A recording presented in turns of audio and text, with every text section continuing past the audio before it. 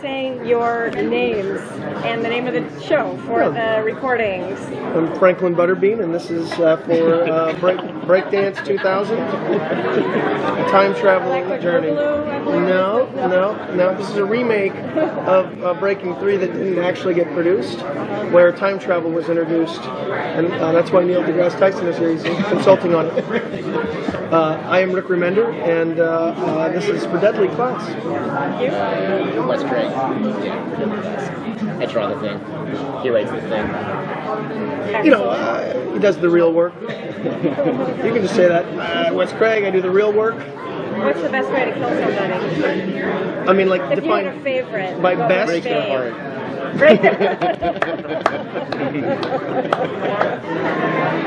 I should just drop the mic and just do it right now. Yeah, I mean, I guess you'd have to define best. You mean like cleanest, what would be your quickest? favorite? What would be your favorite? What's your go-to? Drowning. Like your karaoke. I like to drown a person in a puddle, a shallow puddle, like something filthy with a little oil in it. So like they're inhaling. They know you're sending a message. I'm going to turn the question over to some other people. So what's the journey been like seeing your work go from the page to the screen so far? You're more intimately involved, but it's pretty amazing. It's very surreal. It's just the world that keeps popping in my head. It's kind of unbelievable to see it created and see it faithfully created on the screen. It's pretty cool.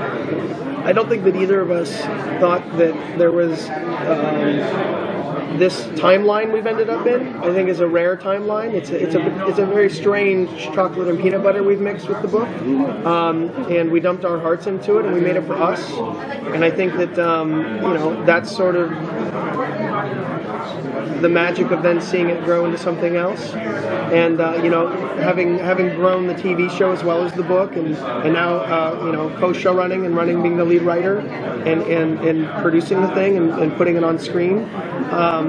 It's just a tremendous honor to be able to take the blood, sweat, and tears that two nerds poured into some paper products and see the snowball grow as it rolls down the hill. It sounds like all the cliches that you hear people say in interviews, and you go, I'd have a better answer than that. It turns out you don't. Without giving away spoilers, are you able to extrapolate on how faithful can we look at in terms of the adaptation? Because the book is very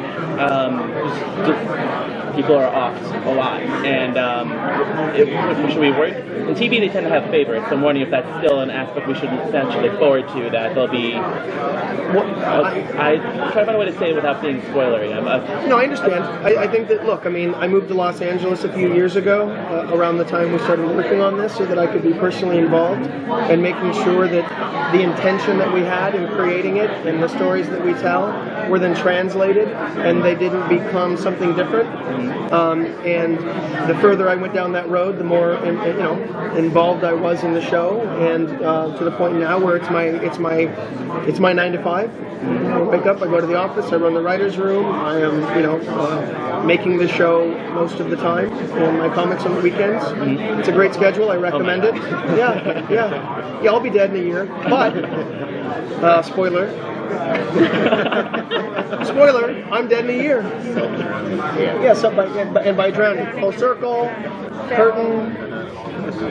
So it is very, very true to the book. The joy is being able to take what's in the book and things that we don't have time, because there's only one Wes Craig. He can't draw 80 pages a month, and so there's a lot of story that you want to tell, that you have to be, and also we have 22 pages a month in a comic book. So the real estate that we have to play with is limited, and now we get to take that and unpack all of the various characters. We get to unpack the world, and we get to get a sort of broader look at what it is that we'd initially created, and we get to see it come to life with amazing, just top-notch actors. Now, did you guys have any input into the casting process? Yeah. I mean, me and Miles and Joe Russo, and we casted. You know, they brought in their casting agency from the Avengers stuff, and they did an amazing job at bringing us some just incredible talent. Yeah, that must have been exciting seeing the characters come to life like that's like when somebody nails it. You know? When it got nailed, it was exciting. Yeah. Going through it it was also sort of terrifying because even great reads, and you hear the cliche like that it was a gut reaction, and you know that they either have it or don't have it, that undefinable something.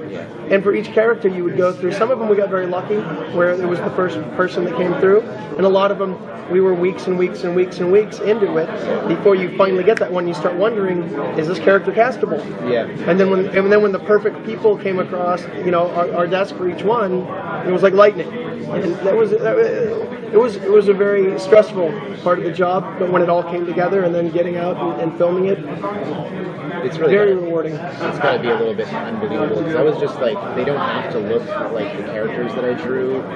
The most important thing is that they have to kind of embody the role and stuff and be that character. And it's like it's lucky that they also just by chance like really do look like the comic book. It's not the best of both worlds. But that was something that we all had eyes on, is to make sure that they not only physically looked like the characters in the book, but that there was a spark, that they had some of the attributes, that the characteristics came through. And finding those two things in the cast the way we did, I think, is pretty miraculous. I'm going to ask a nerdy Comic-Con question, which is, okay, tell me some of your favorite artists growing up. Ditko, Kirby. Okay, so Alex Toth, David Mazzucchelli, Mike taking my list. Oh, he's here. Yeah, no, I got some stuff from him earlier today. Actually, he's probably my favorite of all time. Thank you. But on the series itself, though, Frank Miller and David Mazzucchelli are huge influences. Jaime Hernandez and Howard Chaykin's American Flag. And a lot of that 80s stuff that I grew up on that kind of formed my opinions about comic books. You know, but it's all over the place. And Mobius and Akira. If I had to go a quick list, I think Wally Wood's first. Oh, mine's a little I think I quickly go to Will Elder, Yes. Al Williamson, Sure. and then I get into my childhood. Mike Zeck, John Byrne, obviously informed a lot of my childhood. And then when I decided to make comics, though, was when I saw Dan Klaus do Velvet Glove, Cast and Iron, and I read the first Adrian Tomei collection of what became Optic Nerve, and Evan Dorkin. That was when I was like, oh, I want to do this. For sure, I want to do this. You guys are awesome. Thank you so much. Yeah, thank you.